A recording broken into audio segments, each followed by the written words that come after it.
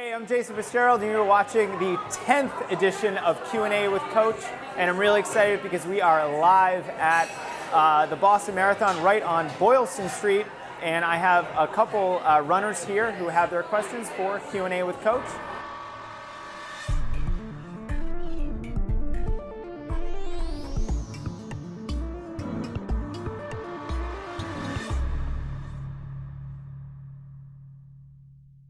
So let's bring in our first guinea pig, Jim. Hey, Coach. Hey, Jim, how you doing? Good, how are you? Very good.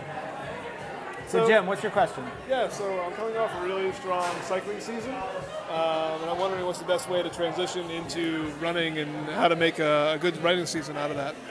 Okay, so you've been cycling for a while, so you're probably in good shape. Yep. And now you want to get back into running. That's correct. But you haven't been doing any running. That's right. All right, good, great.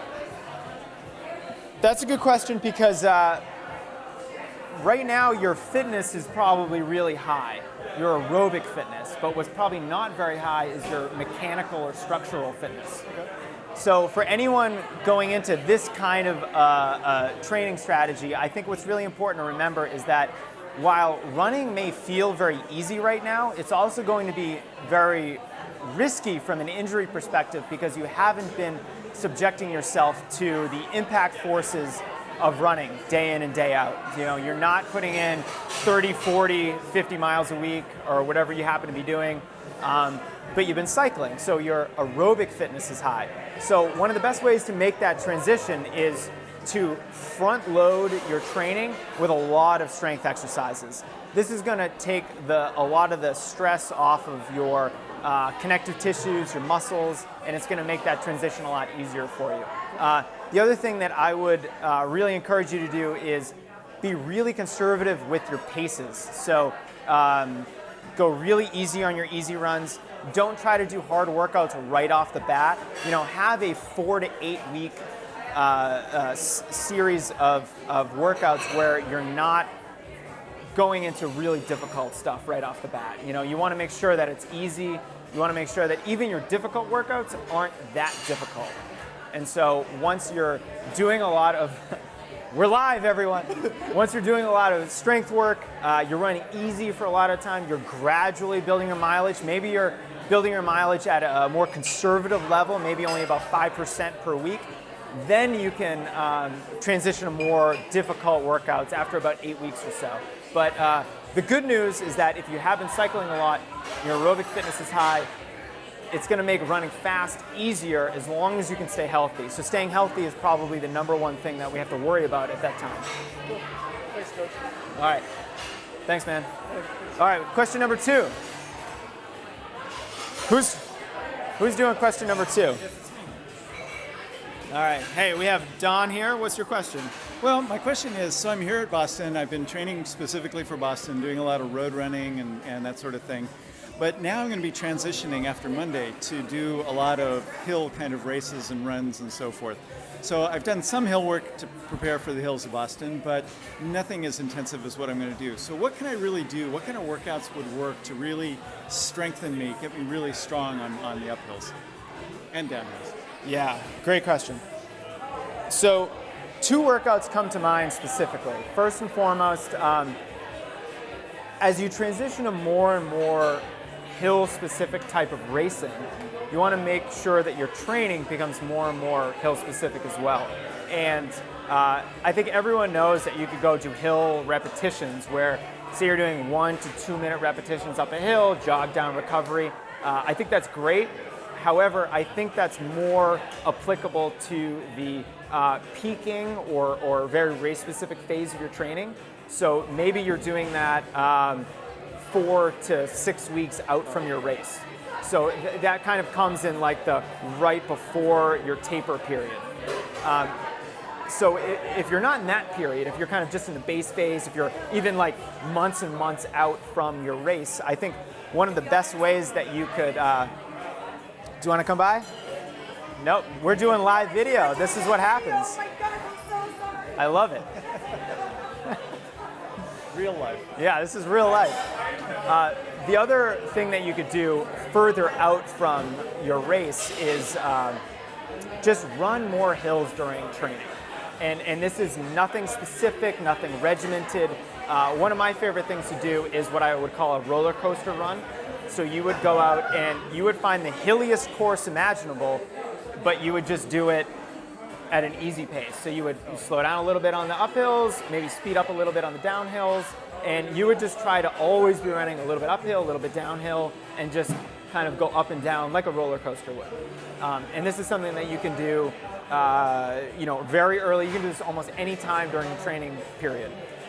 The other type of workout that I really like is a long run that includes a lot of hills. So especially in the last half of that long run, to do maybe 3 to 6, 8, 10 significant uphill climbs during the last half of a long run, I think is really, really important for building that hill strength because A, you're getting in a lot of hills, but B, you're doing it on tired legs. So you're in a pre-fatigue state.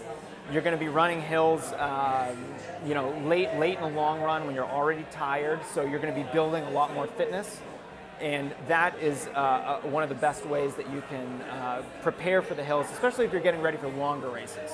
So I don't know what kind of hilly races you're doing. Maybe if it's 5K or 10K, probably not as applicable as if you were getting ready for a hilly 50K or an ultra, and that's what you're doing. So if you combine the roller coaster run with a long run, there you go. That's one of the best things that you can do. Just getting used to the natural rhythm of climbing and descending regularly during your long runs is probably the best thing you can do. And then you get into the hill reps later, but that would be closer to the race. Okay, cool. All right. All right, thanks. All right, thank you. Let's get Sarah over here. Hi. How are you? I'm great. Question for you. All right, let me get the microphone over here. With somebody going into a race that has a lingering injury, what advice would you give to kind of get them through the race without getting them to a point where they're out of commission for a while? Yeah, so that's a tough one, and it really does depend on how bad your injury is. So if you're able to run, but maybe your injury flares up if you go for a 20-mile run, you do a really challenging workout. If it's something like that, then you could probably run your race at an easy pace. Now, I know that in this question, it's the Boston Marathon, Right. so this isn't just any race. It's the race. It's the race, and it is a marathon. Right. And it is a marathon that isn't an easy marathon. It's on a challenging course. Exactly. So I think what's important to keep in mind is that you really want to run by effort. You kind of don't want to be looking at your Garmin or your mile splits because if, let's say you're trying to run 8:30 per mile, if you try to stick to that pace, no matter how you feel, you may run into problems. Right. Because your body may not be ready to run.